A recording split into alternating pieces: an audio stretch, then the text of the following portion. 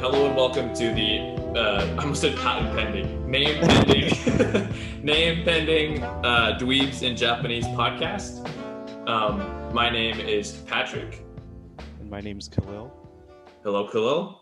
Welcome today to both of our mutually exclusive, our mutual podcast. So we wanted to introduce ourselves. So I'm Patrick. I've been learning Japanese, speaking Japanese for probably 4 or 5 years, and then learning Japanese I've been kind of speaking from the beginning, so something like 5 to 6 years. And yeah, you want to go? I've had a long break from learning Japanese. I started in high school and got decently far in it, and then I don't know what happened. I dropped a lot of things in high school, and that was one of them. So, you were studying Japanese before me, though. I'll point that out. Yeah, and then we did have that class together. That was a lot of fun, and when we were in college, you remember that? Yeah. Honestly, I didn't have that much fun, but I enjoyed hanging out with you and Corwin. It was kind of like, so that's a funny story. So yeah, we won't get too far into it, but yeah, so I was studying actually Norwegian. So that was the first language I was interested in, if you remember that. So I was studying that for whatever reason. Pauls was a Norwegian fishing village, and there are actually like older Norwegians and Swedes who still speak. They're from Norway and from Sweden. Mm-hmm. And so you can like go walk by the Sons of Norway building, and they have something that they have on Sundays, I think, which is called Kaffe Stua. And it's just like coffee living room type. That's what it means. And then you can just hear Norwegian. And so I was always like, what the heck is that? I've always been interested in it. And Norwegian is such a strange language, and like nobody really speaks it except for obviously Norwegians. It's something like 2 million people, which is tiny. That's like less people than in a city here in the whole country. So I was curious about it, and I started learning it. I made some friends, and then I wanted to go to Norway, but no one else wanted to go to Norway in our friend group. So I was like, I really want to go, but I don't want to go by myself. So maybe let's just go to Japan or something, because I know everybody in my friend group's interested in Japan. And then everybody's like, yeah, I'm busy. It's expensive. And then Zach's like, okay. So we saved up a bunch of money and we started studying. And then I was asking you a bunch of questions. I was asking Corwin a bunch of questions, like how to get a conversation partner. And Corwin's conversation partner was Judy, which is now my wife. So it's like crazy that the whole connection is made. But yeah, so then I had a different conversation partner though, who was like an acquaintance of Judy. So yeah, it's really interesting, that whole situation. But yeah, we started dating a year after that, and then that's a big reason why I can speak Japanese for sure is just being around her all the time, and then being around her family all the time. Mm-hmm. So that's definitely a big help. But even with Norwegian, like making friends is really, really helpful. So using it, and then it gives you more of a incentive to use it, because you can. The incentive motivation part is huge. That's why I was asking you too. You're like, I really want to get back into Japanese. I'm like, okay, cool. But I was also saying like, do you have a goal? And you're like, yeah, I want to go to Japan, right? Yeah, exactly. Yeah, and that's during your break, correct? Like your school break between. I would like to do it before. Yeah. So some quick background about me. Recently graduated with my bachelor's, so I want to go back and get my doctorate. So You're breaking up. Process. I kind of want to get some. No. Oh, you're good. Go ahead and continue again. Oh, okay. You were speaking really fast for a second there. It was like a huge, long it was trying to autobiography, and then a very short synopsis. It was like having an audio book on 4x speed. Like on 2 times, yeah. Yeah, so I just wanted to, that was one of the things I wanted to kind of cross off the list before I kind of get anchored down to one place for 5+ years. Hopefully not that long, but I totally understand that. I know a lot of people understand that too. It's like you have a goal, your kind of next step for your career or whatever for study, And that seems like and it's like a couple of year commitment. So a lot of people, they do the gap year, right? Where they, graduate high school, they graduate college, and before they get a real job, before they go into college, they want to go out and do something crazy. And then it's completely different, explore the world while they can, whether they're single or while they're not tied down to anything. Yeah, that's it's slightly awesome. Different. It's not exactly a gap year. It's an educational gap year, but I mean, I'll still be doing science. Is that this year? What? Is that gap year this year? Or is it next year? Or when is it? So the applications are for this year, so I'll be applying sometime this year. Okay, so that would be meaning that you start, assuming that you get in next year. Yeah. Okay, so you want to go to Japan if you can this year. If I can, yeah. And then if not, ooh, yeah. So awesome. Okay, sweet. Dude, that's really motivating. Yeah, because if it's like December or something, or if it's August, then you only have a couple of months to like really buckle down and speak as much as you can, learn as much as you can. That's great. Like, I think the shorter the window and the more, like, if you buy a ticket now, it becomes real. A ton of pressure. Yeah. Like, I don't know when you plan to buy a ticket, but that definitely adds more pressure to yourself, and you'll actually see more results when you have motivation and actual goal, right? Yeah, exactly. Yeah.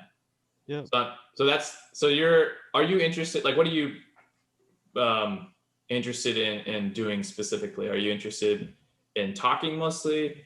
Are you interested in? I would like to be able to read too. Yeah. Okay.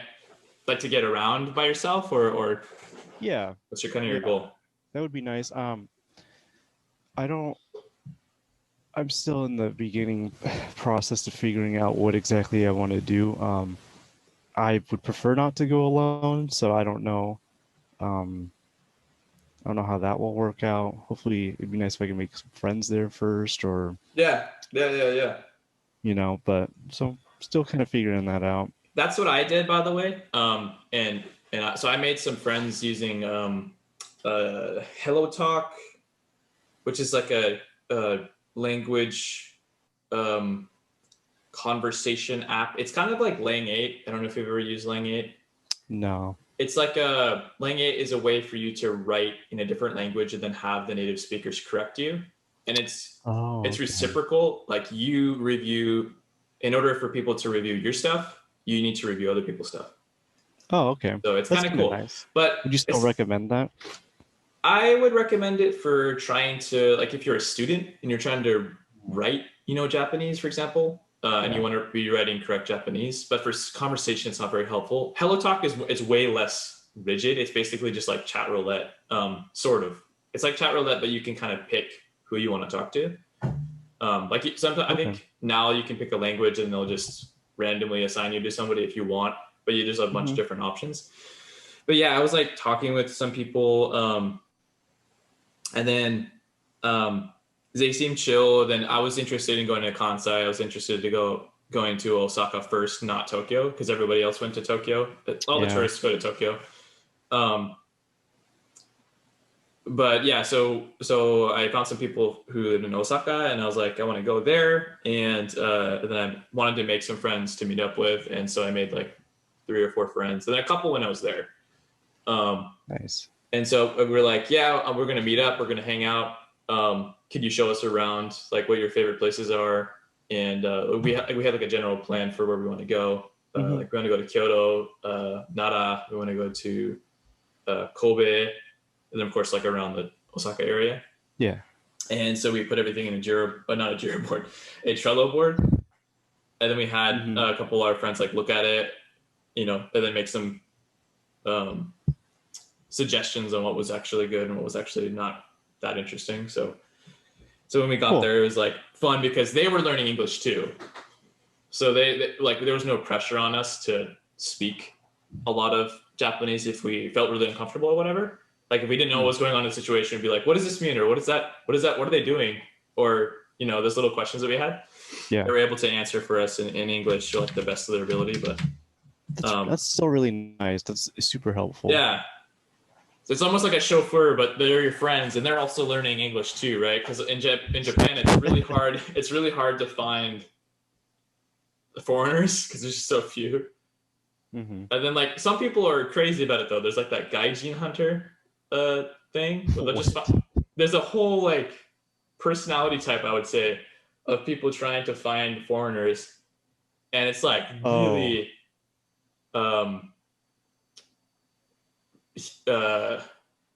in Japanese it's like shitsukoi, like they hound you and they try to like ask you a bunch of questions in English because they really want to practice English, but it's like not a normal interaction. It's more of like they really want something out of you. They really want to speak English. That's the only reason they're talking to you. Yeah. Mm-hmm. Which I kind of get from the other side too. Like if you're trying to learn Japanese and there's no Japanese people around you, if you see a Japanese person, you're like, Japanese people, I want to practice with them, But in Japan, there's like no foreigners. It's like 98% Japanese. So that's the interesting thing, but also really hard for them to learn English. So yeah. So that was kind of interesting. I didn't really realize that was a thing. But it makes sense. Gaijin Hanta, there's like a whole word for it. I'm not sure if many Japanese people are familiar with that word, but there's a lot of foreigners who live and or visit Japan that definitely know what that is. So like this is kind of the goal for our podcast too, right? Is to practice Japanese with each other, but also hopefully like guests, other people who want to practice Japanese, maybe other Japanese people. Like it'd be kind of fun to coax Judy into doing one of these. That'd be kind of fun. Just like practice speaking Japanese, especially if it's just like lighthearted. I think she'd be totally down for that. Cool. Which would be fun.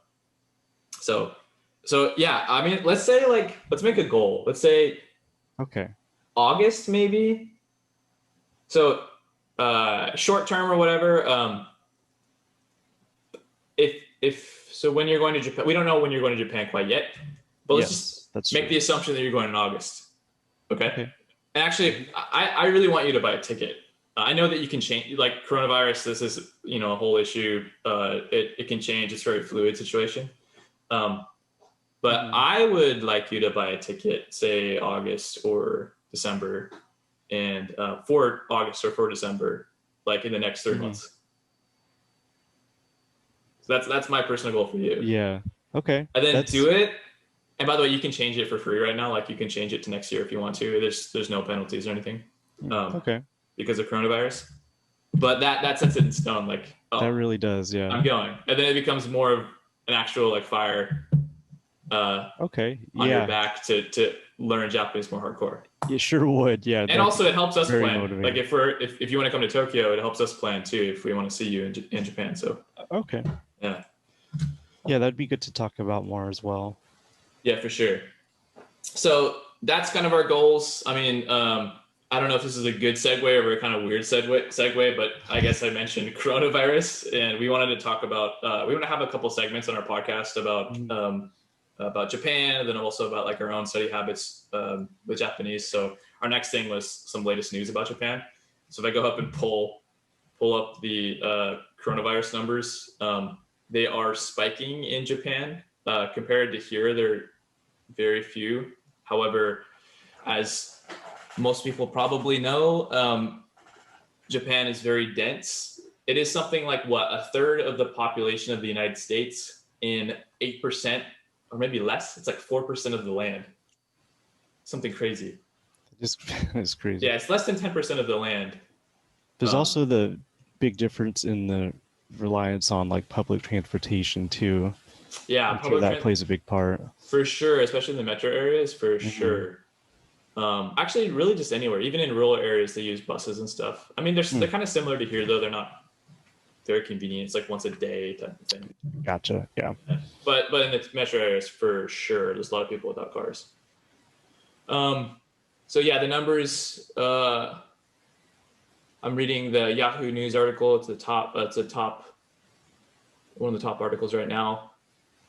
This is for today, which is the 9th. I think this is dated the 10th. Yeah, this is the 10th in Japan. In Shinagawa, there's 999 people who have coronavirus. I don't know if they're in the hospital.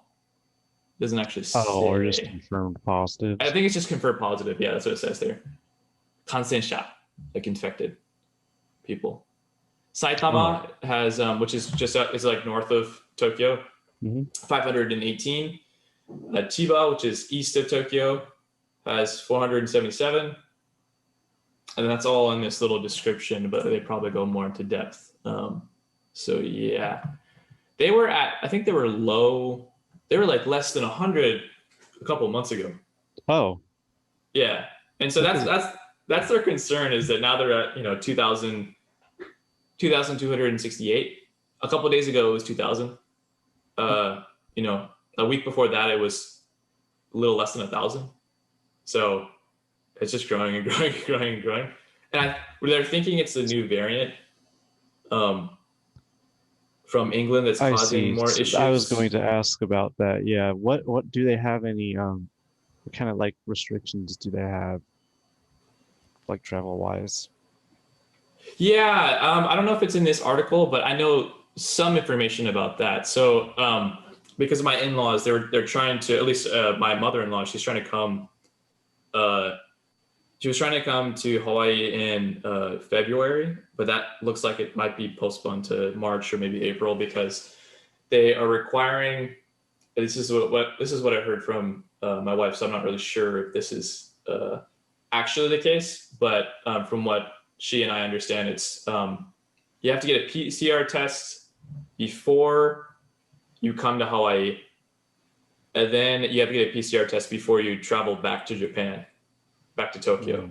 And it's a 3-day thing where you have to get tested within 3 days of actually flying. Gotcha. What's crazy though is that despite having to do that, you also have to quarantine for 2 weeks in Japan, regardless if you take the test or not. So that's just a requirement for going back to Japan. That's really strange. Yeah. Might as well just either quarantine, because test results, you could become infected immediately as soon as you give your sample. So that's a possibility. So that's why you might as well just quarantine, because 2 weeks is more than enough time anyway. You don't even really need that long. But so you're saying that you don't even need the test at all? Like, I mean, the test is just kind of. The test is good for. I wouldn't say it's pointless, but I think it gives a really good baseline. But I think people take it more as an excuse. I want, but also, by the way, you did tell anybody listening to the podcast why I'm more likely to believe what you're saying versus other people. Yeah, so so that degree I got was in biomedical sciences, and I've actually, since about February, a little after that, I was actually working with doing coronavirus research. We were at a lab. Yeah, at a lab. I was doing a lot of PCR, so I learned a lot about kind of the limitations of the test. We developed our own version of that. So I would say I know a little bit more than the average person, but definitely. but just like anything else, take what I say with a grain of salt. But it's also pretty new. All this stuff is really new, so everybody's learning. But you were kind of at the head of the verge of or whatever, the head of the new research. Yeah. So we kind of saw things coming a little bit early, just because we were kind of firsthand seeing it, and then the rest of the world kind of catches up just because of the way information spreads. Yeah. So you're saying that because of the limitations of the test, I mean, it's really just up until that point, within like the past whatever days that the virus could be in their body, or traceable or whatever. It's like the past 14 10 days or something like that. And so depending on the results of the test, it could tell you a couple things. It could tell you if you potentially infectious or more likely to be infectious. But the thing is, a sample is just a snapshot in a point of time. So anything after that could be anything. I mean, those are just hypotheticals, but the possibility is real that as soon as you give your sample, you can come in contact with somebody or maybe you are hosting the virus, but it's not at a detectable level yet. And you give your sample at a time where it's not quite detectable, and then a little bit after it starts to become detectable, and you start shedding virus and infecting other people. So with that being said, it's kind of pointless to get tested before flying, and then, I mean, do they want? We get the results. The results come on average, I know, the next day or 3 days later, something like that. Like, I know that you get tested, then your results will come as soon as you land, though. And if the results haven't come yet, you can't. So if it's Hawaii, for example, you can't skip quarantine until your results were negative for that sample test. Is that just the way it currently is? That's the way it works for Hawaii. But from what I understand, the Japanese policy is you fly to Japan before you can fly, and only Japanese citizens can go right now, or permanent residents people. Okay, that makes sense. You have to get or family connection. I wonder if I can go for that reason, the family. I'm not sure, but you get tested before you go, and then as soon as you land, then you have to quarantine, regardless of what the test results were. I think the test results and the reasoning behind that is they want to do contact tracing if you are positive. Oh, I see. And if you're not, because otherwise they don't know, they don't have any information at all. So it's like some more information than just letting everybody come and then everybody quarantine. Yeah, I think that actually seems like it makes more sense to me.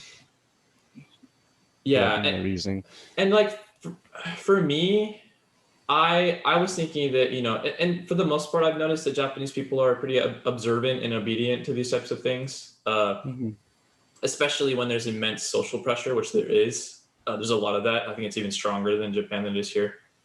But with this kind of thing, I don't know. It's all new, so I don't know if people. I think people are listening, but definitely in the beginning, the government was serious about it, quote unquote serious.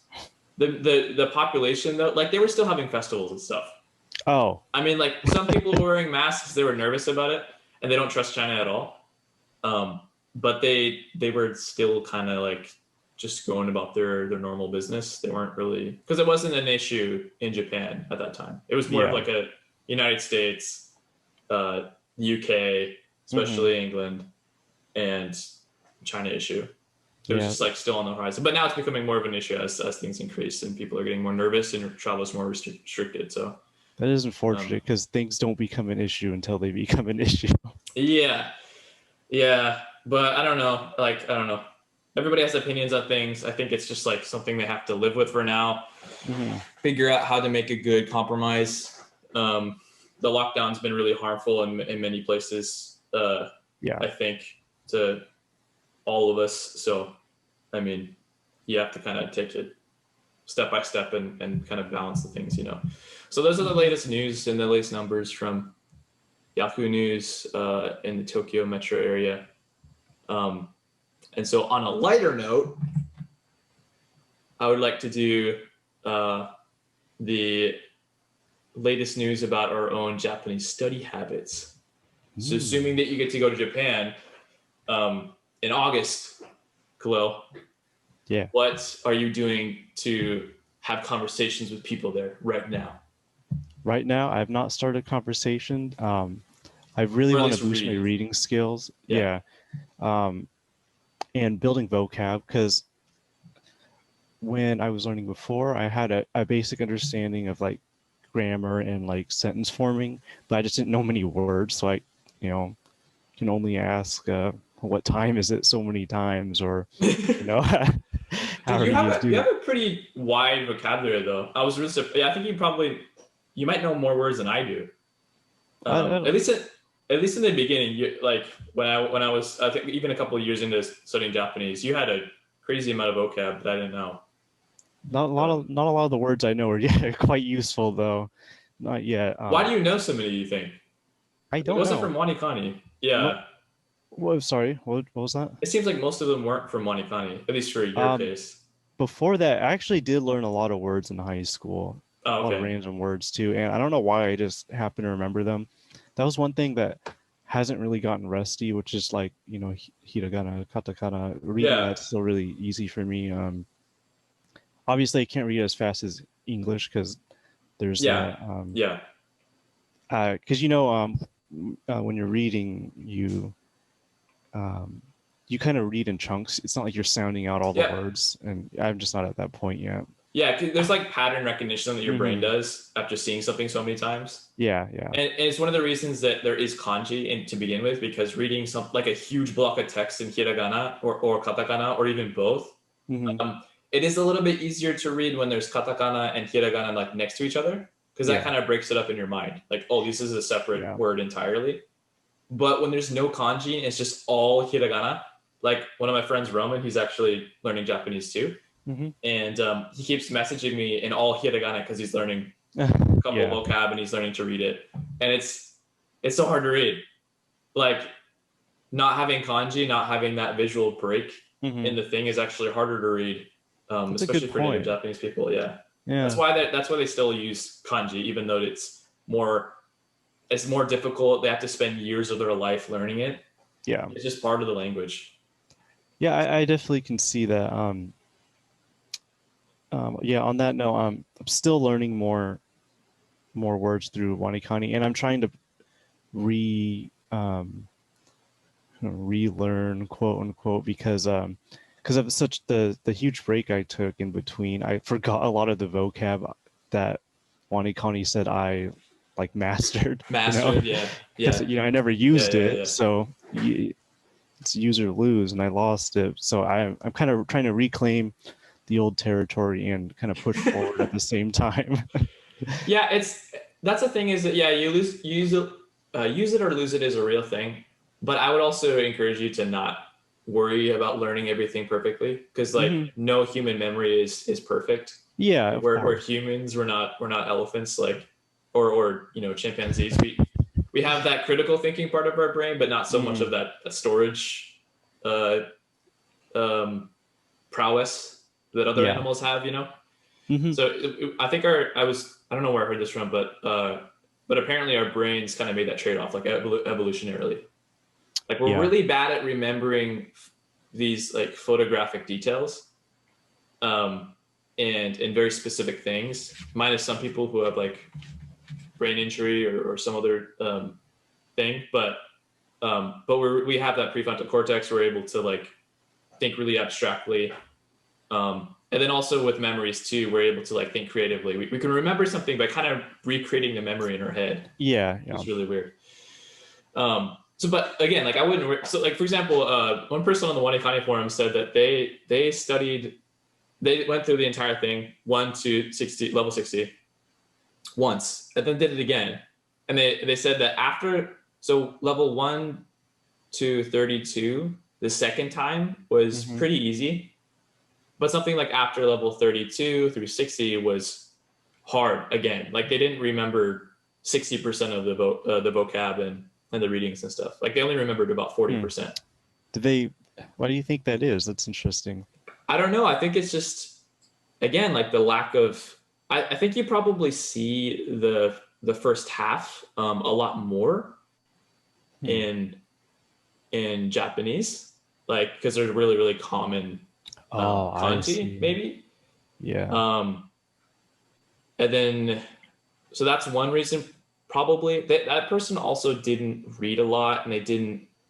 I'm sure they watched probably tons of anime, but I have no idea. But they said that they didn't really have a lot of experience with grammar. Hmm. They primarily just used one and Kani. That was their main thing. I see. Which you got to mix Yeah. it up. Like I think for me, my goal was speaking. So speaking, Hmm. and then making friends, and then that like was a huge motivating factor. But Wanikani helped with the vocab, so I could like learn something. I do this now still. Like I'll learn something on Wanikani, then try to use it in a sentence immediately Hmm. to Nice. my wife, and then she'd be like, "We don't say that." Like more than half the time, she'd be like, "We don't use that word. Why are you learning these words?" I'm Oh like, it's just man. part of the curriculum. She's like, "Yeah, that's like Hmm. I even in books I don't hear that." But she doesn't read like history books or anything like that. She doesn't really read books all that much. Gotcha. But so it's something I would definitely see in a book you don't use in conversation. A lot of the vocab you might, but you have to take everything with a grain of salt. You like have to try to use it in conversation. And Yeah. people are like, "What?" Like, yeah, then you think about it for a second, and you're like, how do I say that differently? If I had to break that up, how do I say that differently? And then you ask them, and they're like, oh, and they tell you the real word that you should be using. Yeah. And you're like, okay, I have to remember that. So. Huh. Okay. Yeah, I mean, I've been I think I mentioned this to you personally, but I've been like trying to gather really like low level reading content, like children's books and stuff to kind of practice with that. So are any of them interesting though to you? Like actually? No. Yeah, that's the thing for me too. Is I try to do the same thing, but I couldn't get myself to do it. Like I wasn't interested in any of them.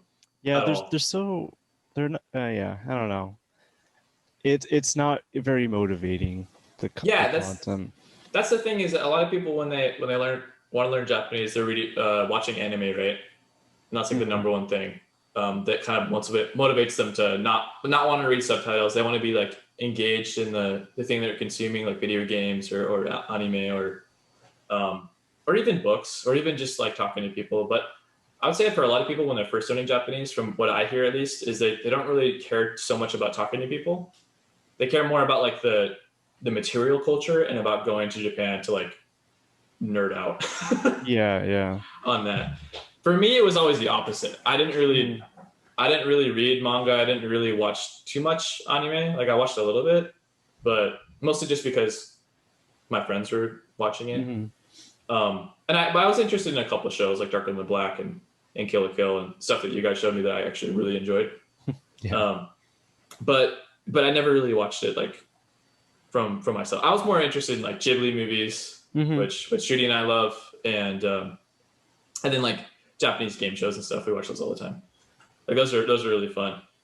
And but the thing is for me too, like I have connections, like memories of being in Japan, watching like Japanese game shows with my family, like my Judy's family, and like being in the living room after dinner, just like watching Japanese comedy TV for 4 hours before going to bed, like that kind of stuff. So I had more like stronger personal human connection to that type of content versus like anime, because Judy doesn't like anime, most of it. She likes Ghibli and those type of things, like more realistic, but slightly I wouldn't say Ghibli's realistic, but more of like kind of family oriented and less big boobs and that type of thing. She's not really interested in that. I think that's a good way to describe it too. Yeah. Oh, you know what I mean, though. I don't even know what you call it. I do know what you mean. Yeah. Which is funny. Yeah, so I think I need to think of a way around that. I do have, funny enough, I found I'll just show it real quick. Yeah, get it. A long time ago. What is that? Are those Gundams over in the back there? Yeah. Nice. That's perfect, by the way. Perfect setup for this. Yeah, I love the. For people listening, there's a blue Gundam in the back. There's a white Gundam on the left. Do they have names? Because I know nothing about. They do. So, the white Gundam is the Unicorn Gundam. The blue is the Full Saber, and then the other one is it's some version of like the new Gundam. Ooh. Like it's a variation of like the classic Gundam that most people probably think of when they picture Gundam. Oh, I see. Yeah, I don't really watch it too much, but I got into building the kits. It was just really cathartic. Yeah, they look really cool. They look like almost like Lego kits or Bionicle, like yeah, they're more like more what we use or what kids grow up with here, dude, those used to really be that was the people thing. People might not even know what that is anymore. I know. I don't think they're around anymore. Yeah, that's weird. Transformers is another thing that's probably similar. Transformers, right? No. Yeah. Transformers is kind of the American Gundam, isn't it? Yeah. Well, I would say so. Although like their marketing is quite different, I would say. Yeah. There's a lot of parallels actually. Yeah, when you look at the old. Anyway. Yeah, sorry, I don't want to go into that. Go ahead. What do you want to show? We'll have plenty of content. A long time ago, I remember a couple of my friends were at like a flea market, and it was around when I was learning in high school, they got me this like I don't even know what it is, but it's a comic. It's like Comic. a collection of comics, and Oh wait, I inside kind of they remember have. you showing me this. Maybe is it I've like had it for kids? quite a while. Yeah. Yeah, they have like well, I don't really recognize a lot of this stuff, but there's like a Pokemon comic in there. Is it actually Pokemon or is it like a It's like spin-off thing here's a panel. It looks like a or a generic Oh, I see. like Pokemon Ranger or something. You gotta explain what you're showing too, by the way. Yeah, so it's just a I don't know what's going on. It's a Pokemon Center or something. To me, but it's clearly by the way, Pokemon. Yeah, the cover of the whole book, it looks like a soft textbook almost because it's huge. It's really thick. Yeah. Oh, it's not. Okay, it's a little bigger than a regular book size, and then on the front there's a bunch of different like. It's very saturated. Pokemon like anime drawings. Characters. Yeah. Can you show me the cover again? I want to see what it says. It just says comic at the top. And then Yatamago. I don't know if that's the name. Oh, Yataman. Like Yatta. I don't know. This is Maru Maru. I think those are like the circle. Maru Maru. Oh, what it says on the bottom? Can you show me the very bottom? Yeah, it says Pokemon Ranger. See that okay? Partnerji. Wait, I can't read it. Partnerji. Partnerji. I don't know what Partnerji means. Batapuji. I think I don't know what this is. I don't know either. But Pokemon Ranger. So actually, yeah. And the nice thing about this though is it has kanji in it, but it has furigana. So nice. That is that actually interesting? Are you willing to like go and read all that and then relay? I wouldn't say all of this. I might kind of comb through it and see if I see anything interesting. But I mean, that's really one of the only pieces of like untranslated content that I personally have. I know there's more out there, but I just remembered I had this, so I thought that'd be kind of fun to go back and actually look through that gift my friends got me a long time ago. Yeah, I had so many books that I bought. Like, I have a bunch of books that I bought from Wajimaya. I have a bunch of books that I bought in Japan. Like, the first 3 times I went, I just kept buying books and never reading any of them. Like, I would read a couple pages of some, like, novels and stuff. Yeah. And I would be, like, kind of interested, but it wasn't... It's just hard, you know? Like, going through it and reading it. And I love reading, so when I read, it's usually like something in English. And I'm like, that's a lot easier. I want to spend my time doing that. But because I was more focused on conversation, I think now recently, and I put this in my notes too, I really want to read more. I am in the middle of other books in English, so I don't know if I'll finish those first, but maybe I'll read them in between. I don't know. But actually, I would kind of like to read a little bit of actual like novel content every day. I think that'd be good. Because that helps you with like the weird grammar too that you don't really see in the wild, except for like maybe in newspapers and then in novels, especially fantasy novels. I love fantasy novels, but there's a ton of weird Japanese fantasy words. Like another thing that's really hard too is like fantasy katakana words, like foreign words. For example, I bought like the Fantastic Beasts book or whatever. Okay. It's like the Harry Potter thing. Yeah. It's like the new Harry Potter series. There's one of those books, and they translated it to Japanese that J.K. Rowling wrote, and I gotta go find it, but every single page is katakana. Like, and then of course they use hiragana for the grammar. Like wa and ga and o and to and stuff. But like the entire page is just dialogue, and they're all saying like fantasy words that are all katakana. So it's like it reads so weird. It doesn't even read like Japanese. It's just like I have to go, like avada kedavra, and like just read what they're saying. I'm like, oh, this is weird, man. Right. This is all Harry Potter land, but in Japanese. So I guess if you're really into Harry Potter, I'd recommend it, but for me, I like Harry Potter. It was just really hard to read. Yeah, that makes it. I agree. with fantasy books, you have all those made up words, and you're like, and especially if they're not, they usually are in katakana, right? Fantasy, yeah, typically, but they have other Okay. words like in Japanese. They kind of mean something like, I don't know, maho tsukai, which is wizard, and maho is like witchcraft, and tsukai is like use, but zukai, maho tsukai, it's like I'm using the witchcraft. Means you're a wizard. Yeah. Okay. So I mean, words like that they'll use all the time in place of, you know, doing like witch or something like that. They'll say maho, or module. It's like is witch module. Okay, so they're more kind of general words. Yeah. That are like common in across languages. You know, there's witches in every culture. Yeah. Some of them burn the witches. That is true. Other cultures actually respect the witches and have them, you know, give them blonde hair or something.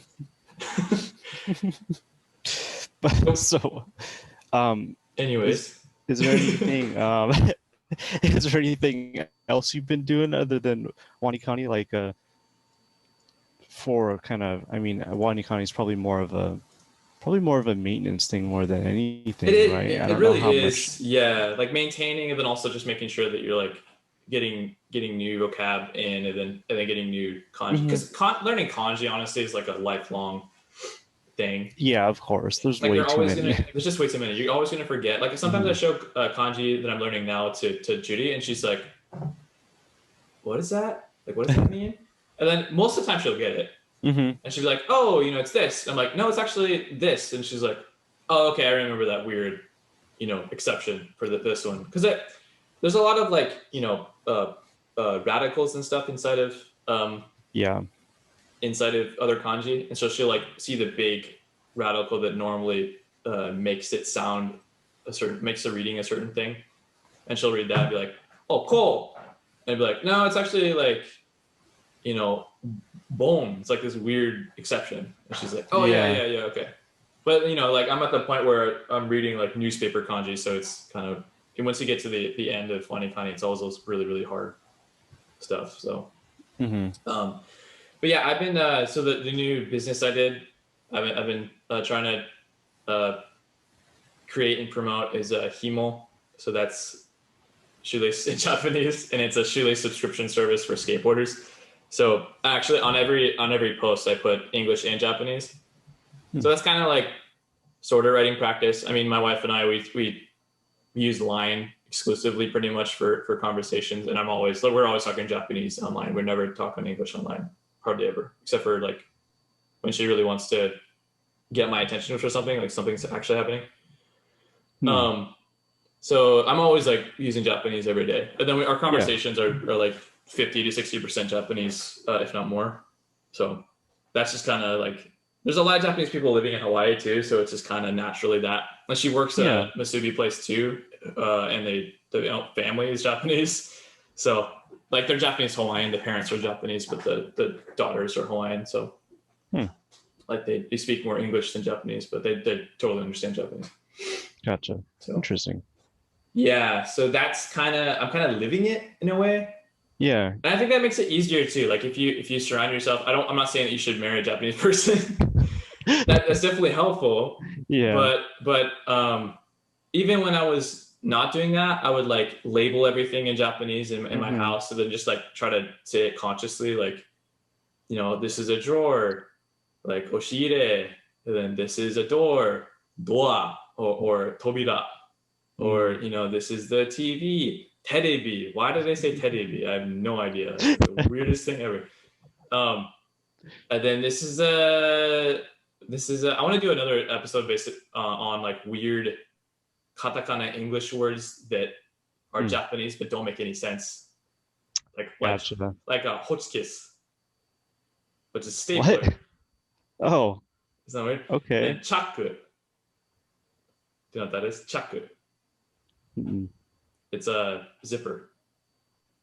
Huh. Okay. Isn't that weird? Yeah. There's a lot of those.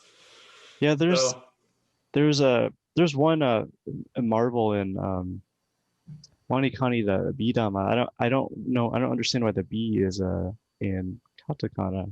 Say that again. Bidama. Bidama, yeah. Bidama.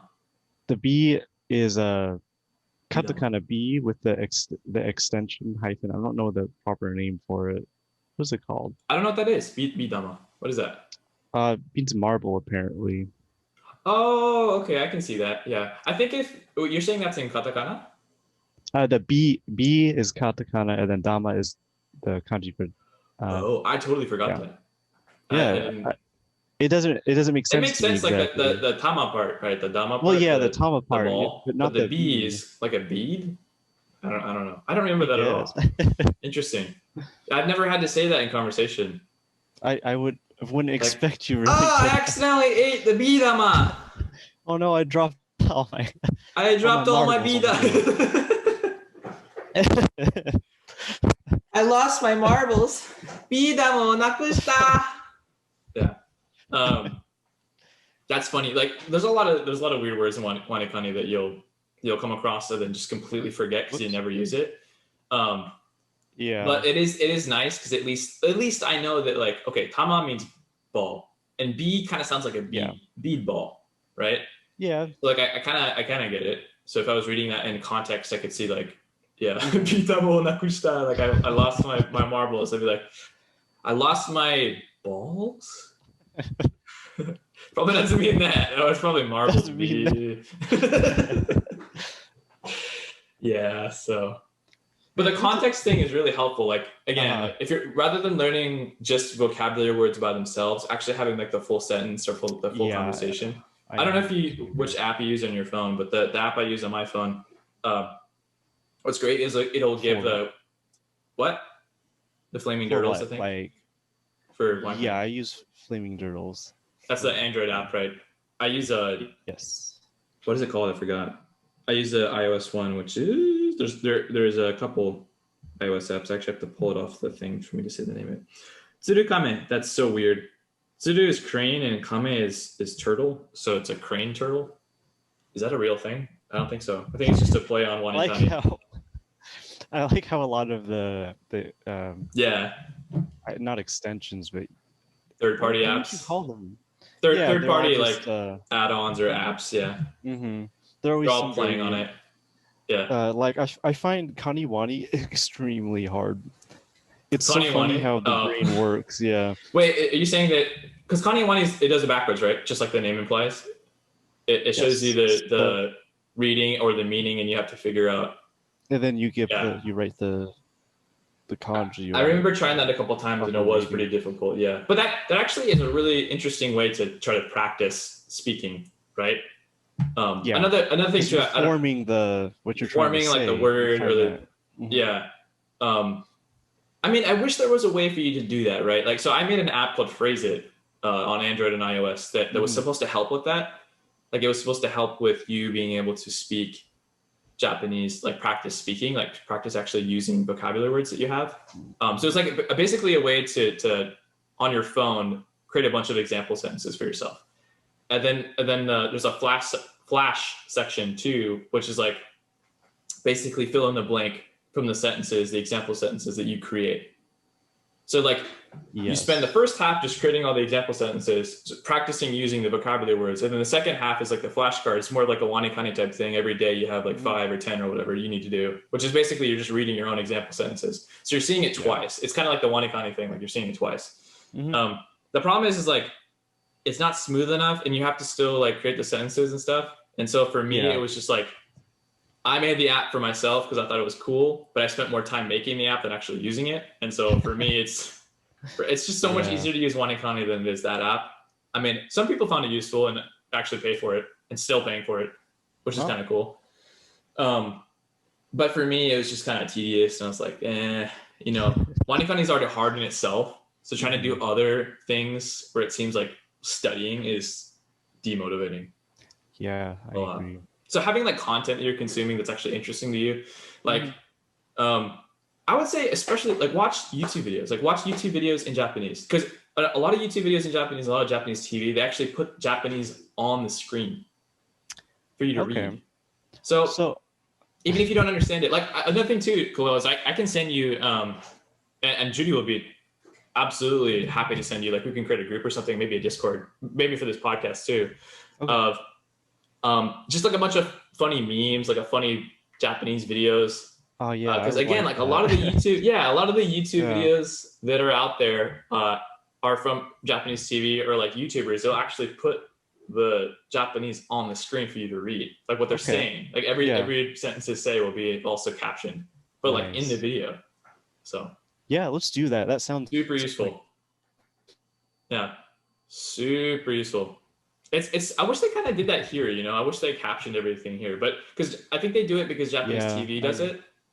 Like all the TV networks do that because I think it's a accessibility thing. They worry about if you can't hear, so they're just going to caption the show. And then people get used to that, and also it kind of matters because if they don't put like some words sound exactly the same, they're homonyms. Like they sound exactly the same, but they have different kanji. Yeah. Huh. So, I never thought about that. That makes a lot of sense. There's a lot of words like that. Yeah. I have a bunch of like really dirty examples that I don't want to say right now. Of course. This one that came. Yeah, this one came. Yeah. This one that came to my mind. Oh geez, should I say it? Okay, I'll say it. What's our demographic? Okay, say it. They're all like sexual, which is not good. Should you? Okay, look this up in the dictionary, guys. Don't look this up in the like images or anything. But do you know what kuri means? What was that? Look it up. Kuri. Yeah. I don't. So don't images. Just look it up in the dictionary. I see. Do you see? Okay. Yeah, it's like the fourth definition. The first one is Japanese chestnut. Yep, and that's a really, really common thing. Like we eat kuri a lot, and it's used like there's like manju, you know, like kuri manju, which is really yummy. There's a ton of like roasted chestnuts too, you know. Yummy food, but the other thing is like a body part. Yeah, I sure see. Which kind of makes sense. Yeah.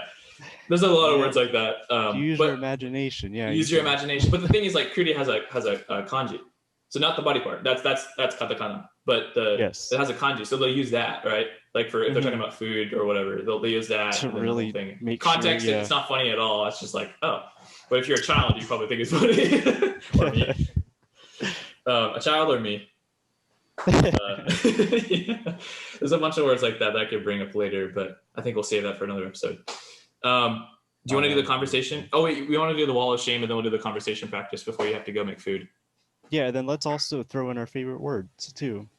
Okay. I don't gonna do that. I didn't prepare one, but I can think of one. I thought you wrote. Oh, I see. Never mind. You wrote that.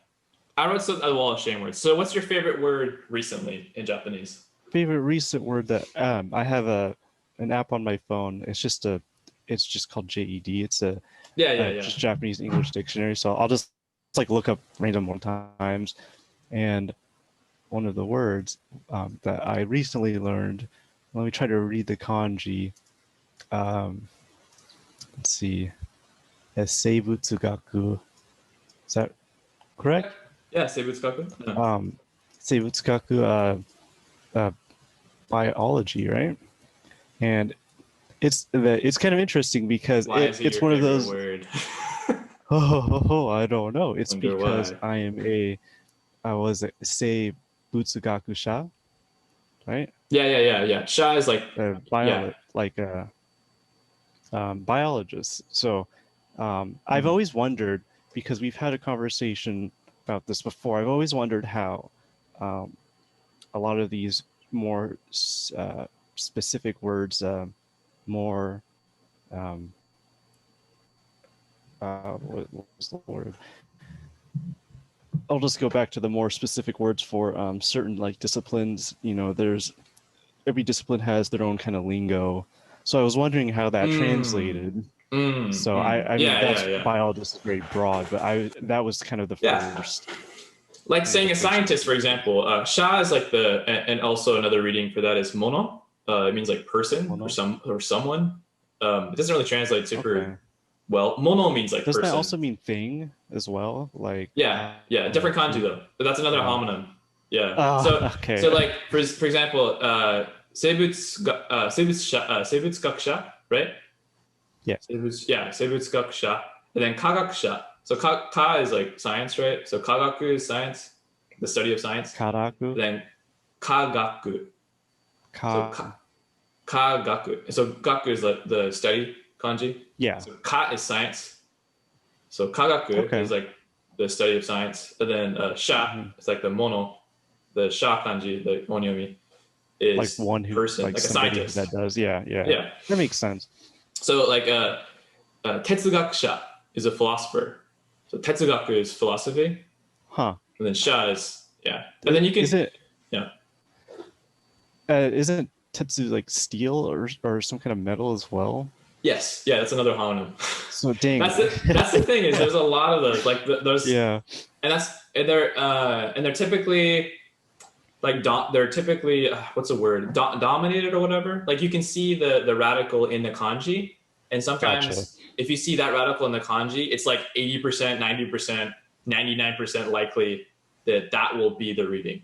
Okay. So another one is like coal. So construction, you know that? It looks like an I, capital I.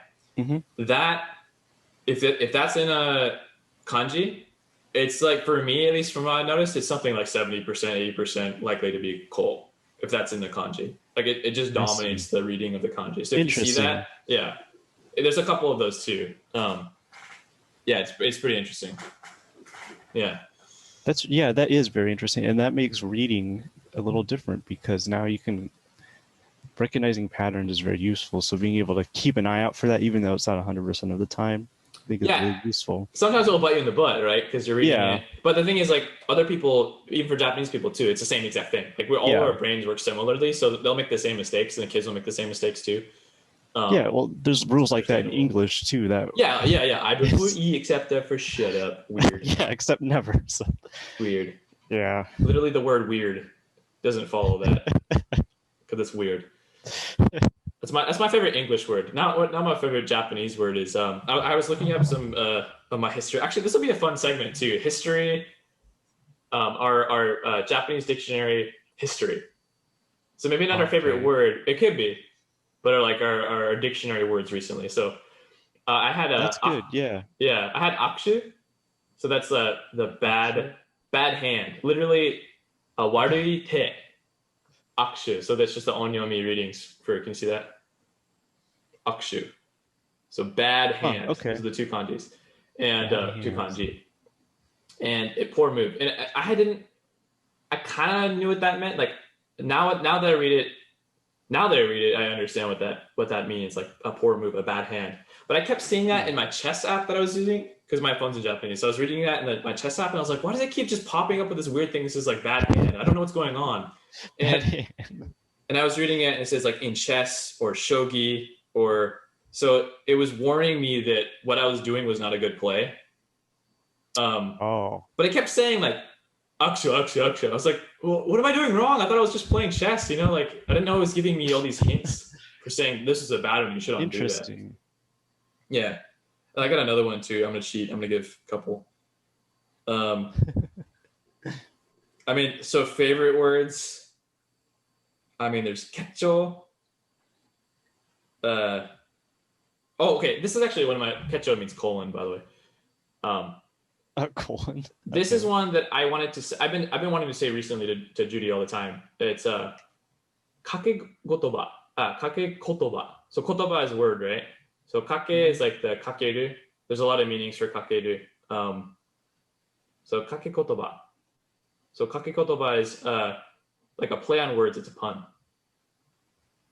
I had no idea how to say that. So I was trying to figure out just through conversation. Like I was driving or something. I was trying to figure out through conversation. Like, how do you say, I'll say it to her in English or something. And it's like, how do you say that where there's like a hidden funny meaning, kind of like a sarcastic comment. There's a hidden funny meaning to it, but it's not literal. Like, don't take it literally. This is something that Japanese people have a hard time understanding, is like literal. They find the homonym thing funny. Like if you say a sentence that sounds really weird or funny or kind of gross or something like that, but it has a completely innocent meaning too. then they'll find it funny. Okay, yeah. Anybody finds it funny, that right? Makes sense. But they'll find like a sarcastic comment saying like, to my wife, I don't like you, with like a hidden like intention, or like, something like that. We say that a lot here. It's We're like really obviously sarcastic. not the case. It's obviously not the case, but they'll take it at face value and say like, what? Like exactly what? It's like they're reading a text kind of thing. There's no like tone. Yeah. There's none of that. So I was trying to teach her, or not teach her, but like explain what I was trying to say. And I was saying, oh, that's a kakekotoba. But I didn't know how to say that, so I was looking it up. Kakekotoba. I don't know if you recognize that kanji at all. Trying to get it. I do not recognize the blurred shape kanji. I know, dude. I was trying to tap my screen to focus it, which doesn't help with the webcam. Yeah, that's impossible to read. Yeah, I just see two squares. It's just the kanji for kakeru, and then actually shi, which is like poetry, the poetry kanji, which also means like words. So those are my favorite words: kakekotoba, and what was the other one? I forgot. Ketchel, colon. Oh, actually, like bad move. Yeah, bad move in chess. Because Hunter and I were like really obsessed with chess after we watched Queen's Gambit. So we were playing chess really hard. I saw some of your conversation about that. I was like, interesting. Oh, for those of you watching seeing it on Netflix now. Dude, it's so good. I don't know if you finished it. Tokyo 2020. For those of you watching the video, I have a T-shirt that says Tokyo 2020. Sorry, for those of you listening, I will describe it. And one of the people at the skate park, they said I should. This is a really rare shirt, and I was like, yeah, I should scratch out the 0 and put a 1 because it's supposed to happen next year now. But that might not happen either, so I have to erase it again. Too. I think it's more unique that way because that clearly did not happen. It didn't happen. Yeah, I got this in 2018. It's like a misprint. It does look like a misprint. That thing would be worth an insane amount of money. Yeah, there's a lot of sweat stains and stuff now, though. But I think that this, I think in like a year from now, yeah, I think this will be like a gag T-shirt. Honestly, like people are gonna make gag T-shirts or something like that. God, you're right. I don't know. So, what is your wall of shame word? Moving on. So, first wall of shame word. From Wanikani, by the way. This is the Wanikani wall of shame word, kanji or vocabulary words. Yes. So my first one is one that shouldn't be on here. Neither of them should, but they are. is the kanji for few, which has the same reading as small, and they look very similar. Yeah. Right. Yeah. And I keep reading it as suko for like skoshi. The kunyomi. Yeah, the kunyomi. I'm still trying to get those straightened out in my mind. I'm understanding more the difference now, but it's still getting there. I'm at a whopping 69% accuracy of getting it wrong. Fantastic. For those types of things, by the way, I don't know if you have with Flaming Turtles, you do. You can skip or redo. For those type of things, you're reading it correct. You said skull, like skoshi. That's technically correct. So I wouldn't like be too hard on yourself about that. Based on what the app wants you to say. Yeah. Because it sometimes can be misleading or confusing. You get used to like the app patterns later, as long as you keep doing it and doing it. But I would honestly just like give yourself a redo for that. Especially if you know the reading. Yeah. Could you give me an example of like what the show reading would be used in? Let me think.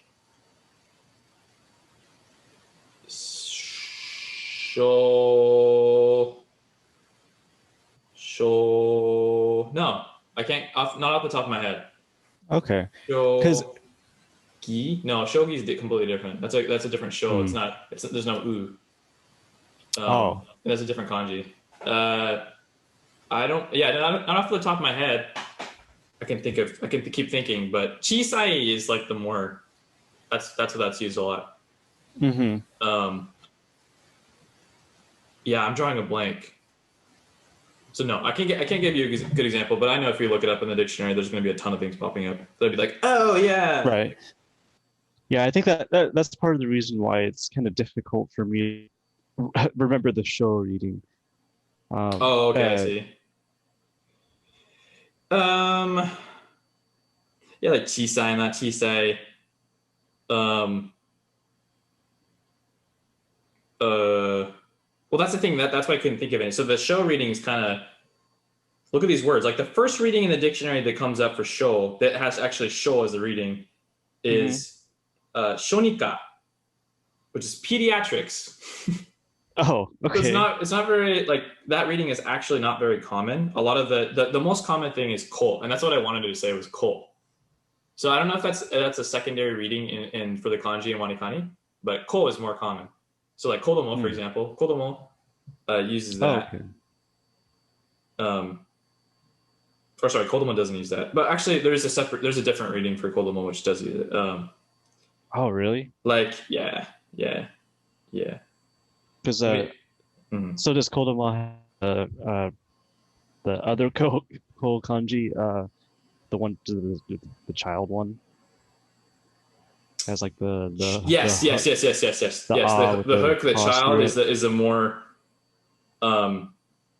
is a more common thing. You actually don't see, you see show or you see ko, the one you're looking at, that kanji is actually used in other kanji a lot, like as a radical. Oh. But I'm looking at the dictionary list right now, and then it's not used, like chisai is the most frequent word that's used in. Other than that, not really. And a couple other words as like a secondary reading, but yeah, it's not really super important. It is important for like readings of other kanji though, because it's like a dominant thing in the kanji. Okay. Yeah. So don't worry about it too much, but it does help with the other kanji.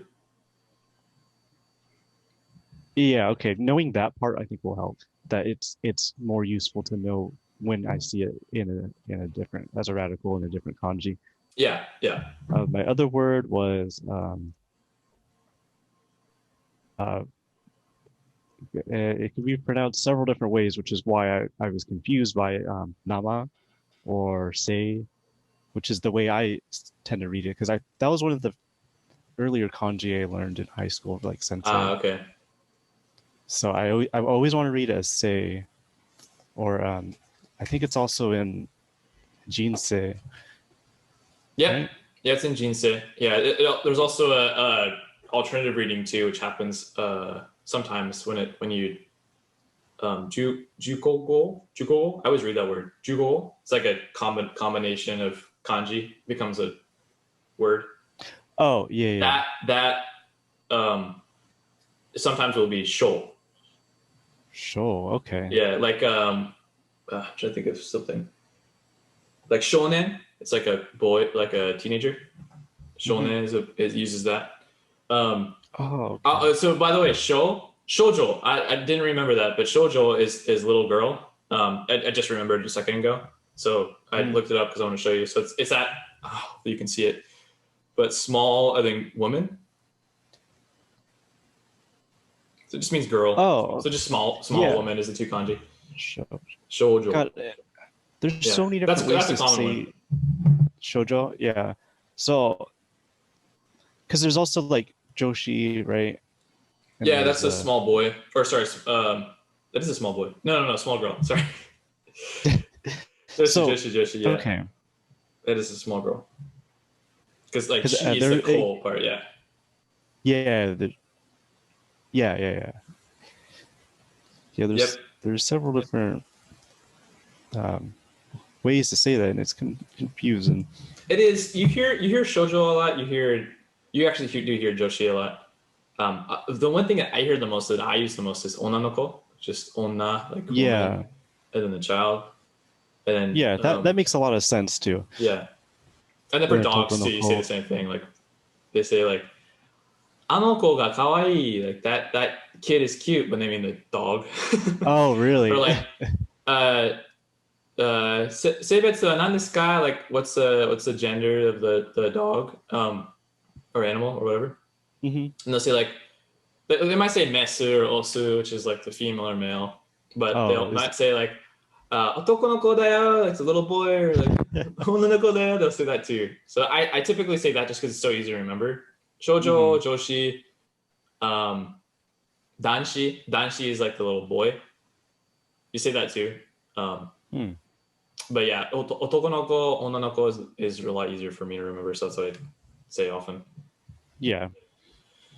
And I hear. Okay. So those are totally understandable though. Like the say and the nama, especially because Wanikani is asking you to say, it's asking for a specific reading, and then you do like the kunyomi or onyomi, and it should. Yeah, it doesn't not let you answer that.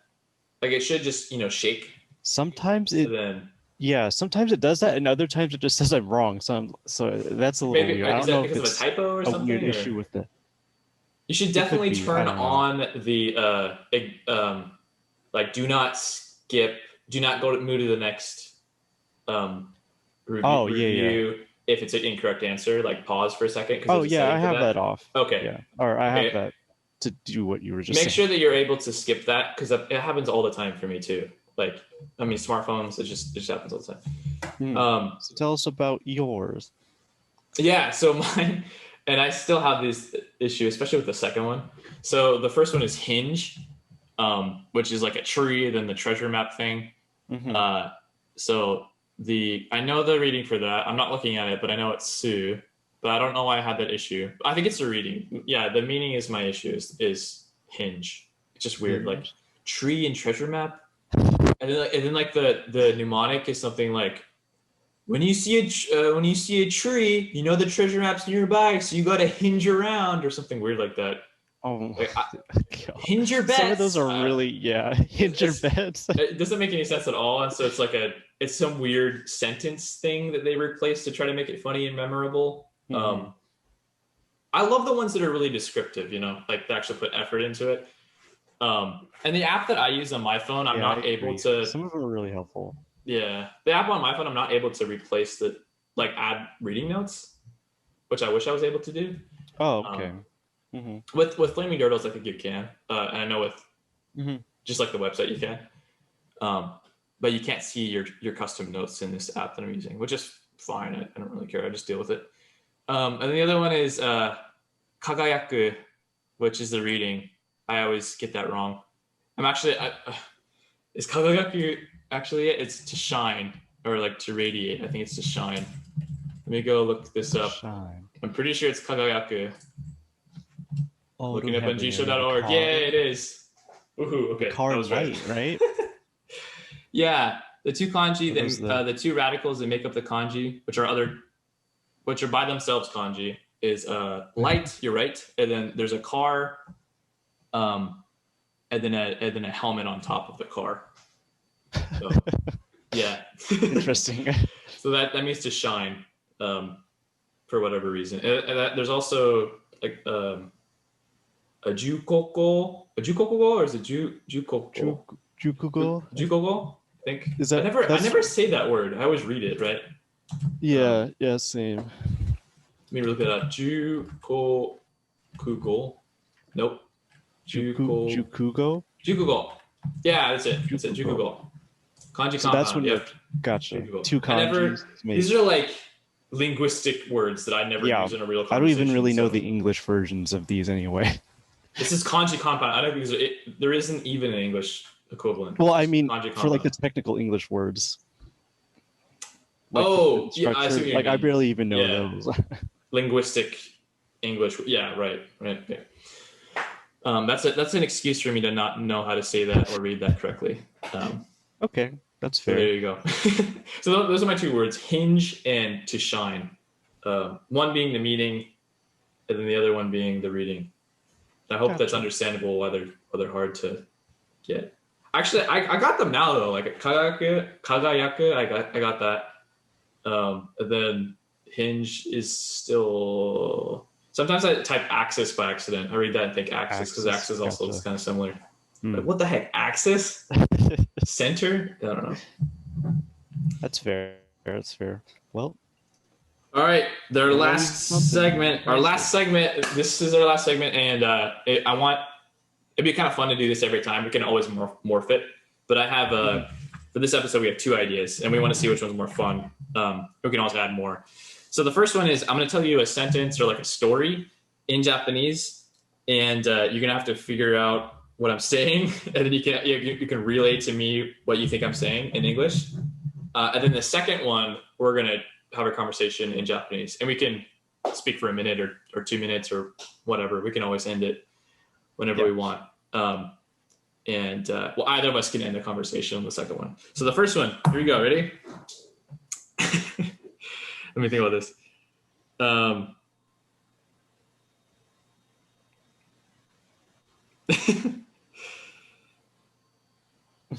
Okay. この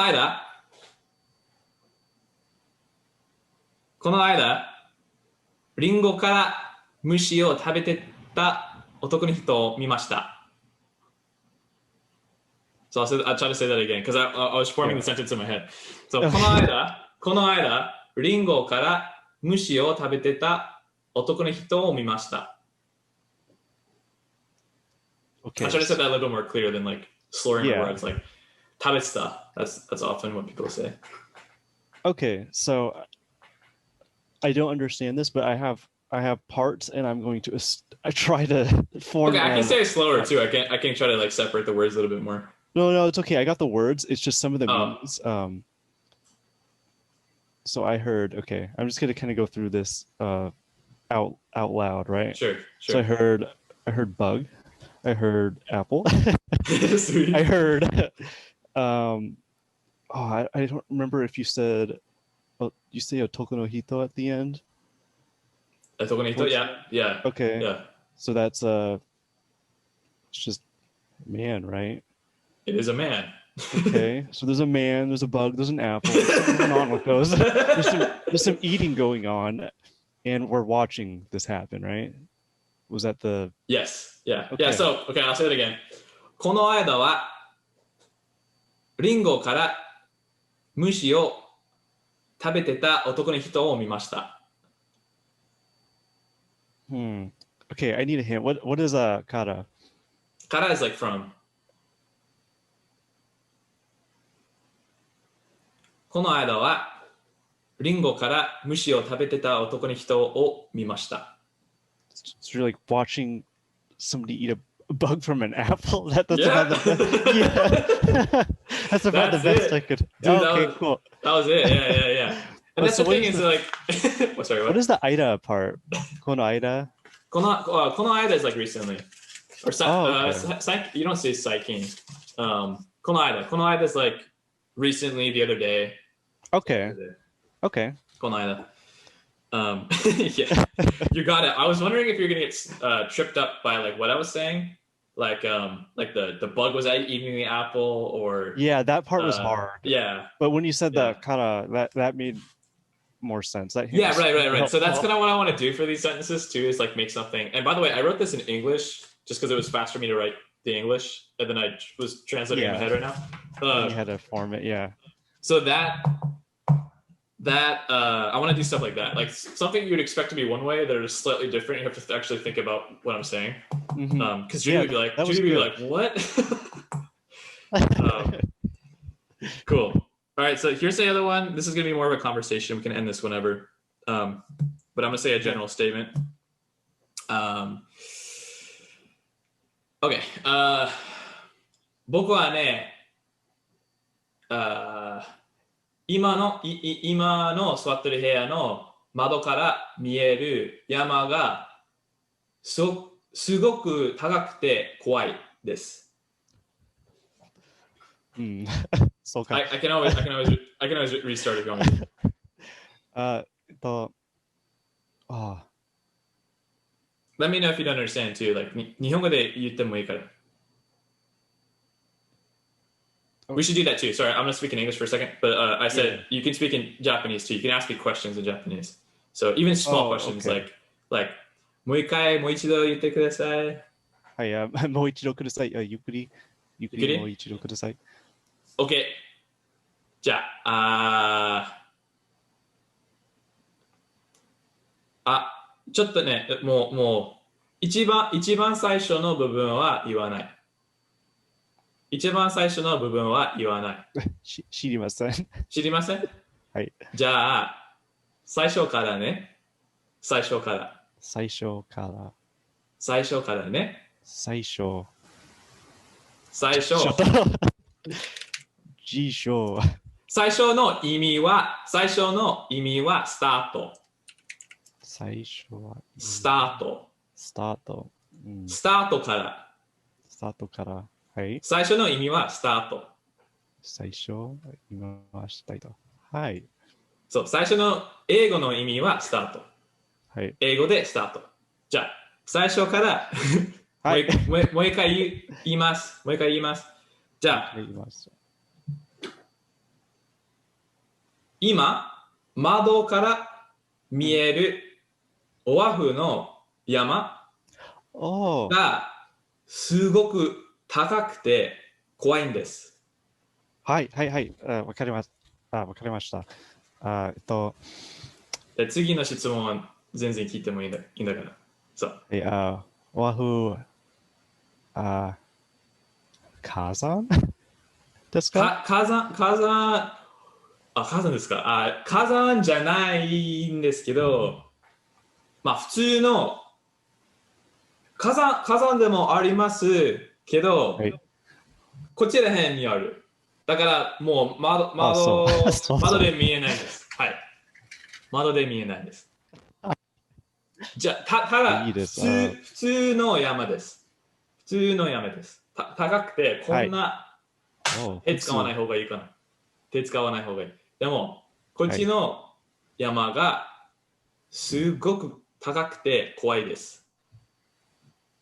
じゃあハイキングとか、もうハイキングが怖いんです。そっち。そう、ハイキングの来ましたか？正します方？行きましたか？ハイキングをしに行きましたか？ですか？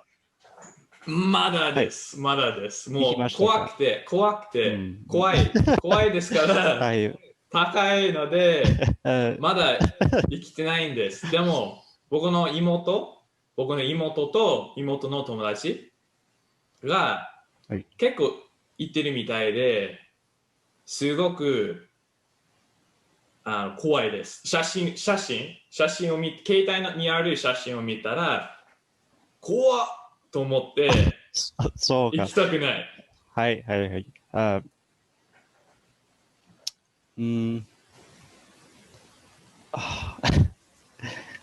ごめん。全然大丈夫。質問がなかったらもう。はい、質問あります。ど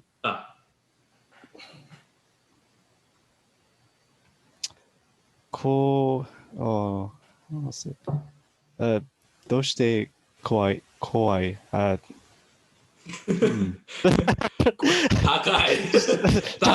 らいや、なんでかっていうと、もうね、本当にこんな高いから写真見せたらわかる。でもこんな高いから、こっちに行ったらもうすぐ落ちる。もう本当にこのぐらいしかないんだよ。このぐらいしかないんですよ、もう。だから、ワンちゃんだよね。ワンちゃんが犬、僕たちの犬と連れて行きたいんだけど、このぐらいしかなかったらすごい危ない。すごく危ないんだから、もっと安全な、ちょっと優しいって感じのハイクが欲しいんで、まあ一つがあるんだと思うけど、どこにあるかまだわかんない。まだ探してないから。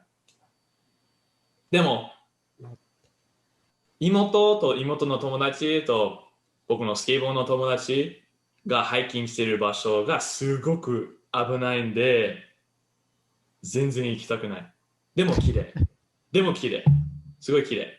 写真が。でもまだその自信がなくて、まだ行ってない。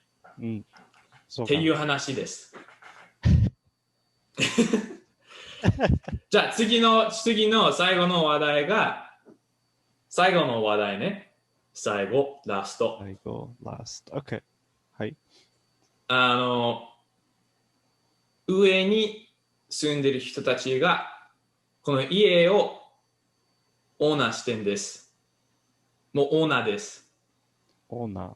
オーナー。この、家を預かってる。扱ってるっていうか、もう、この家が彼らの家。はい。だから僕たち、借りてるじゃん借りてるでしょ借りる。ああ、僕も借りるじゃなくて、借りるさんじゃなくて、動詞、借りてる。この家を借りてる。家賃払って、借りてる。でも上の人たちがオーナー。だから彼らの家だけど、なんですけど、僕たち借りてる。それで、上の人たちが、動物を飼ってる。動物を飼ってる飼ってる、どうやって説明した方がいいんだろう。そう、ワンちゃん犬を飼ってる。動物って言っちゃったんだけど、わざと言いました。ちょっとなんか質問が来るように。質問が聞くように。難しい。難しいはい。じゃあ、上のワンちゃんの犬種上のワンちゃんの犬種英語で話もいいですかいやいやいや。So, house owner, right? House owner's dog. And then that's all I'm getting from that. 上の人たちのワンちゃんと犬、同じ意味で。同じ意味。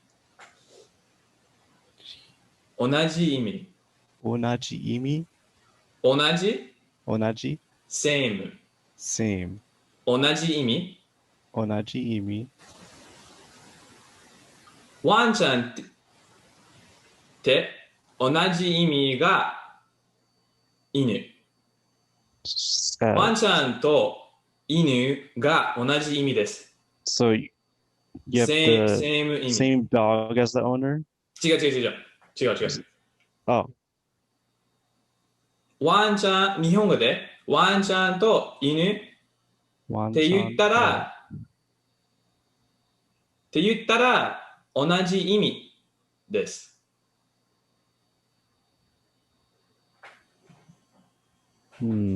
ワンちゃんが犬です。ワンちゃんって言ったらその言葉が同じ。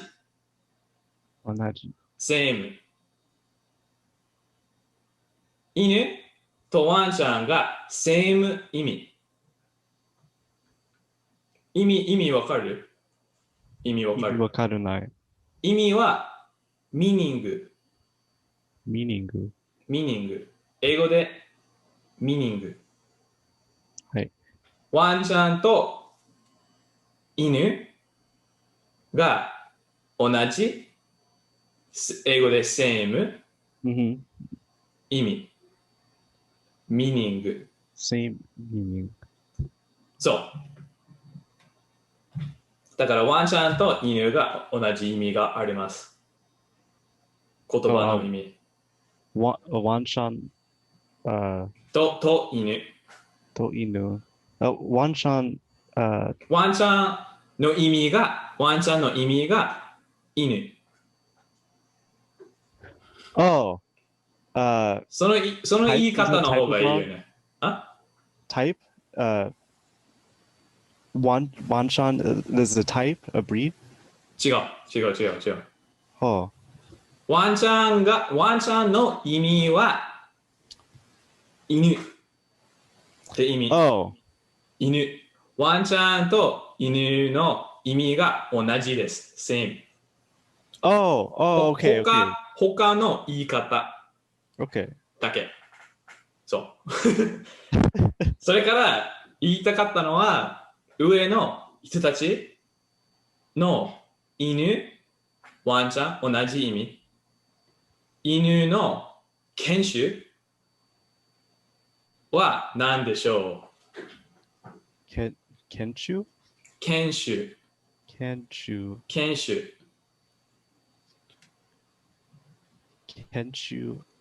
意味は何ですか？犬種の意味は犬の種類。犬の種類。タイプ。Oh. Oh. なんでしょう。なんでしょう。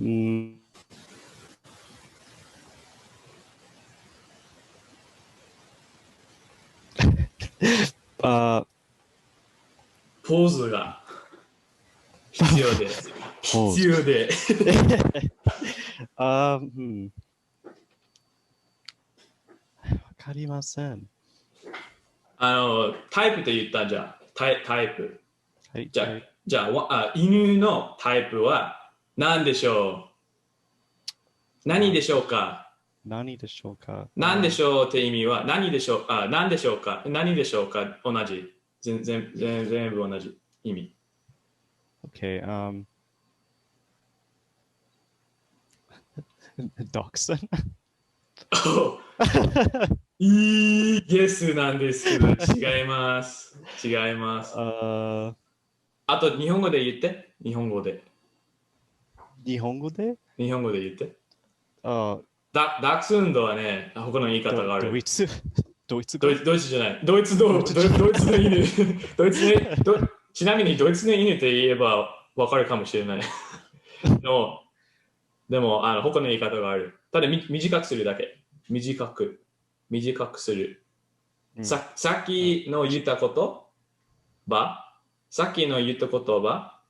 短くすれば、なんて言うんでしょう。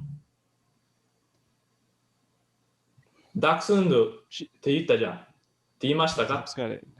長い。長いよね。じゃあ、短くする。短くして。短くしてみて。チワワ？いや、違う。違う。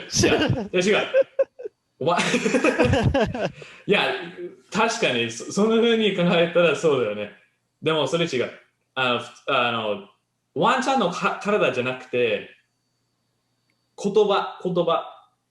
ダックス運動の言葉短くして、なんでしょう。日本語で言えば。もうハサミで聞いて。本当に聞いて。いや、パソコンだったら、携帯電話だったら、もう最後削除して、一番最初の部分は何でしょう？ダックス運動じゃん。で、この部分削除して、この部分は何でしょう？I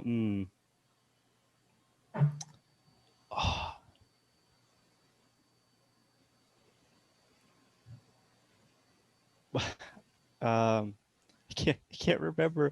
What's the name of that? まあ、言っちゃおうか。言っちゃいます。言っちゃっていいのかな。ごめん。僕の間違い。僕の言い間違い。ミステイク。まあ、言っちゃうね。ダックスっていう。ダックスと言います。そう。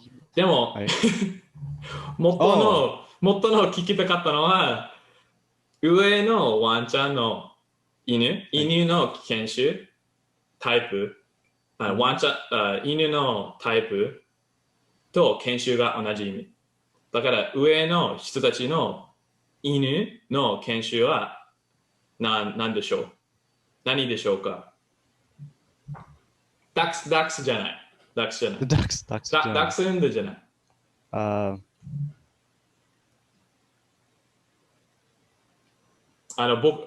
ヒントをあげるね。はい。僕の家族が飼ってる犬種と同じ。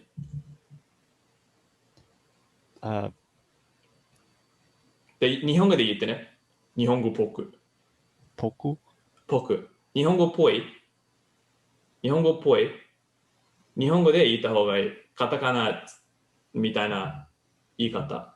カタカナ。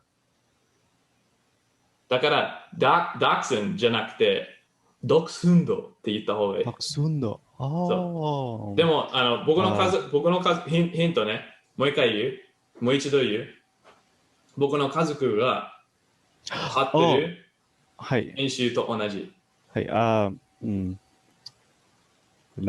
ブロドル近い。ち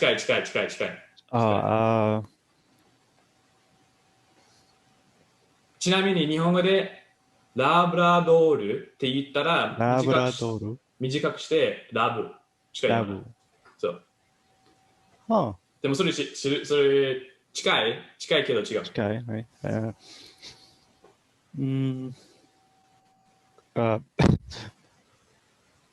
ブラックラブいましたけど亡くなりました。死亡しました。今は違う。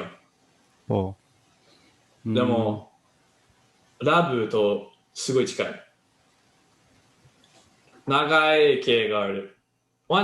犬飼ってないから多分すぐ出てこないけど。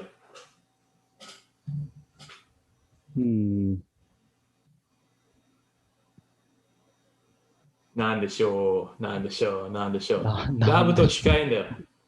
ラブと近い。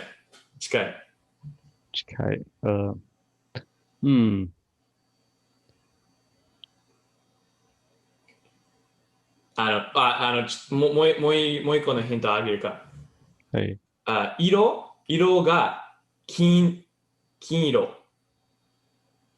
金色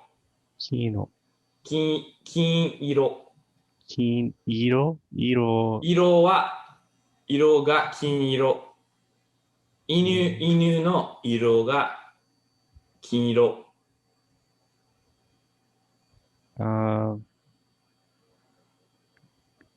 色ってわかる？色ってわかる？色わかない。わかります。わかります？いえ、わかりません。わかります？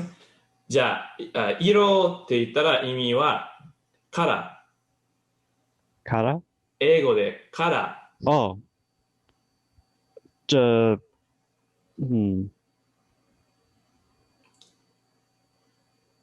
犬の色、カラーが金色。金色。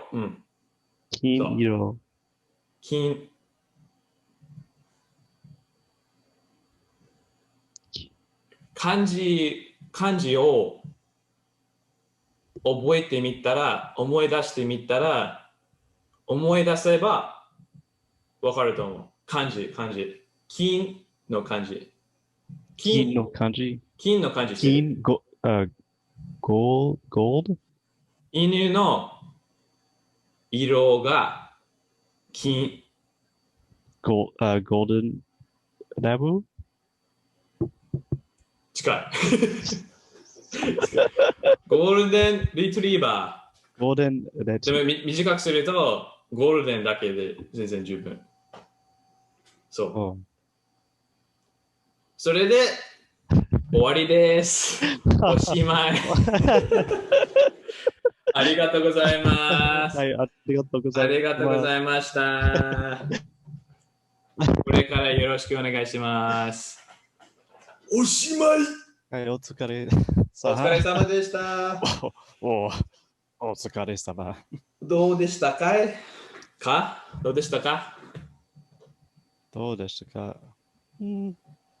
いい。よかったです。よかったです。じゃあ、これから英語で。はい、英語で。Yeah. That was hard. I haven't done any spoken in years. That's awesome, dude. I'm surprised, like, especially the first thing, you got it like really good. I was surprised too. So I just want to kind of go over some things. Sure, yeah. And make sure I was understanding certain things the way I thought they were.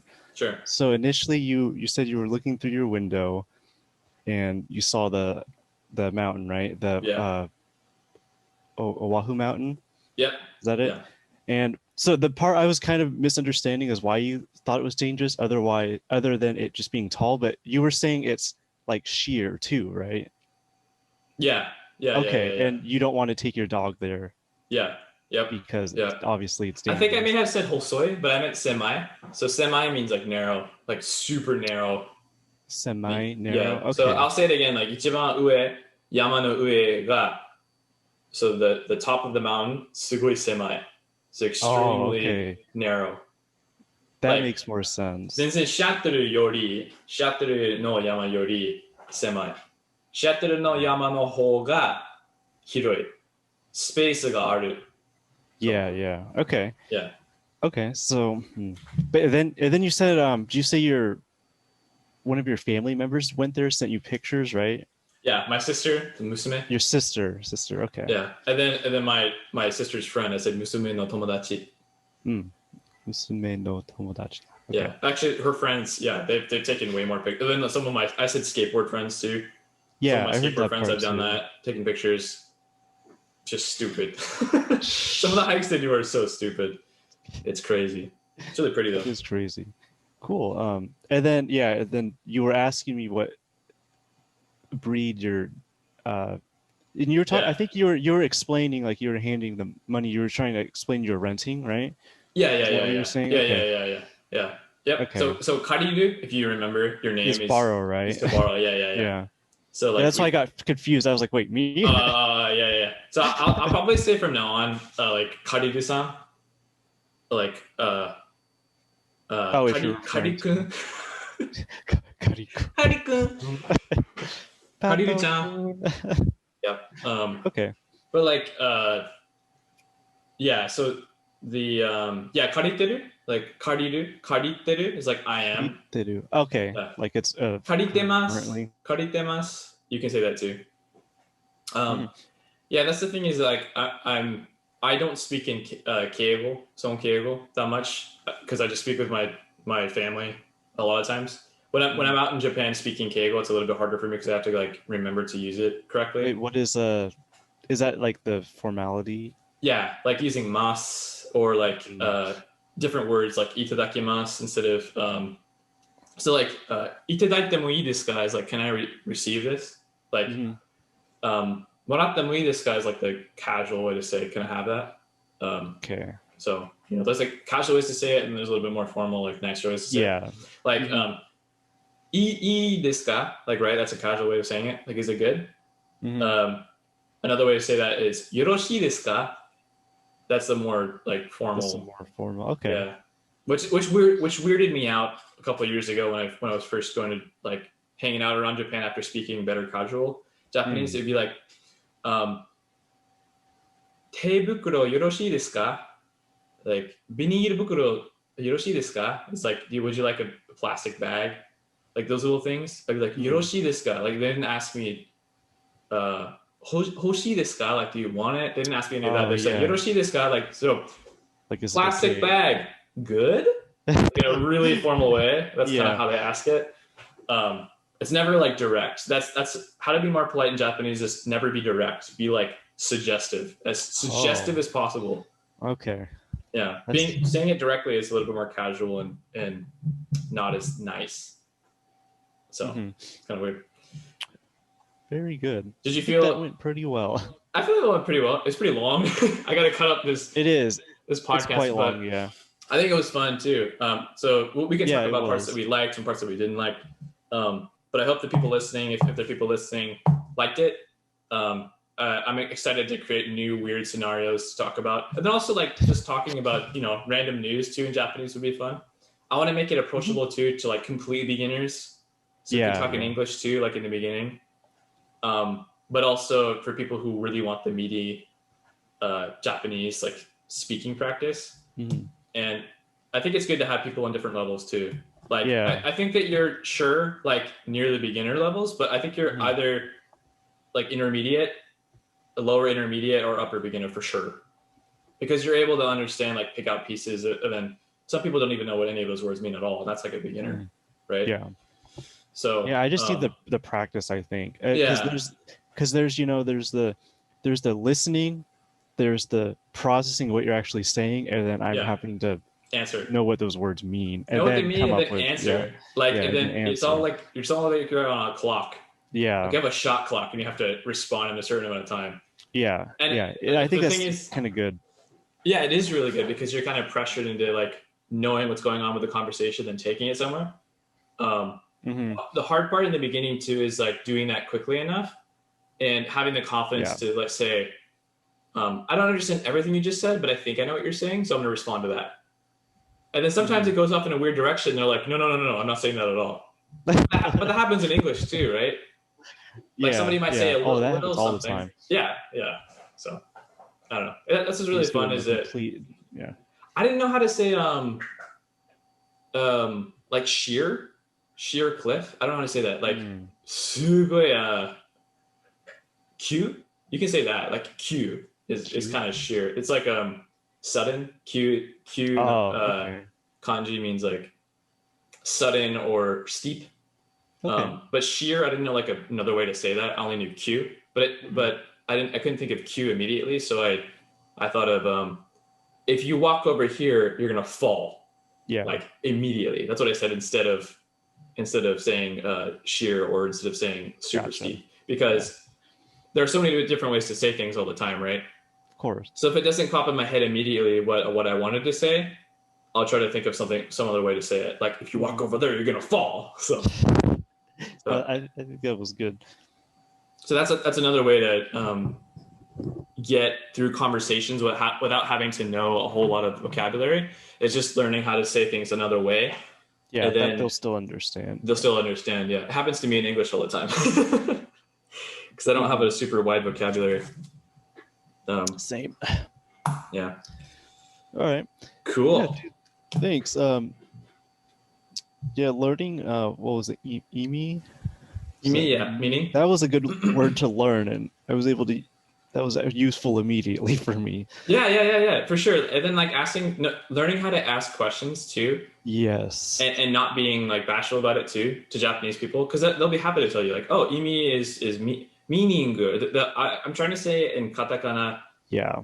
Like Japanese English, because and get used like to as they would that, say it, yeah. Because that's how they say it. Mm-hmm. So if you're getting used to hearing them kind of say English in their Japanese way, then it's easier to ask them questions like, what does that mean? And then they'll explain it to you, because they know a lot of vocabulary in English, but it's always like the Japanese version of it. Yeah.